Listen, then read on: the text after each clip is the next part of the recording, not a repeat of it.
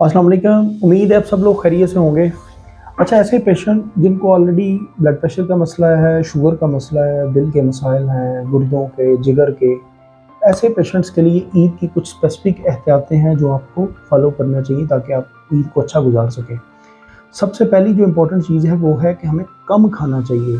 ईद के 3 दिन का मतलब 9 खाने एक तो गोश्त के नहीं होने चाहिए, दूसरा गोश्त जो खाएं भी तो उसको भी स्मॉल पोर्शंस में खाना चाहिए। एक स्मॉल पोर्शन में खाएं और दूसरा खानों में सब्जियों का इस्तेमाल करें और फलों का इस्तेमाल साथ लाजमी करें, वो आपके लिए अच्छा होगा। दूसरा ये कि हमें जो साल्ट है जिसको हम नमक कहते हैं, इन सारे डिसऑर्डर्स में अगर हम नमक का इस्तेमाल ज़्यादा करते हैं तो हमारे बर्स्ट होने के चांसेस बहुत बढ़ जाते हैं।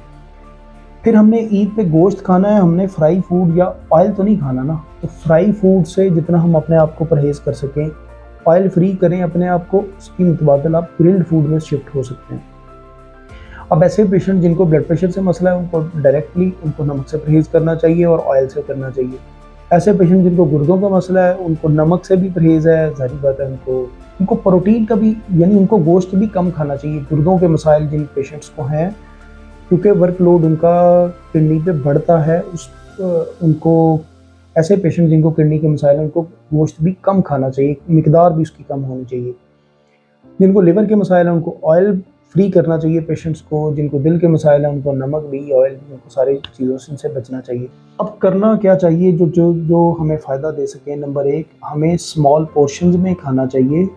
उसके साथ-साथ पानी का इस्तेमाल ज़्यादा करना चाहिए ताकि जितने मेटाबॉलिक वेस्ट हैं या नमकियात हैं वो बॉडी से एक्सक्रीट हो सकें।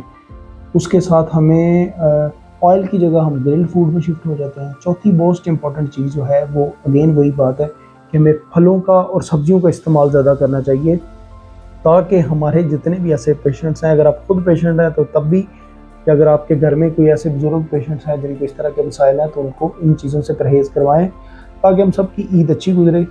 अल्लाह ताला आप सबका हमें नासर हो। अस्सलाम वालेकुम।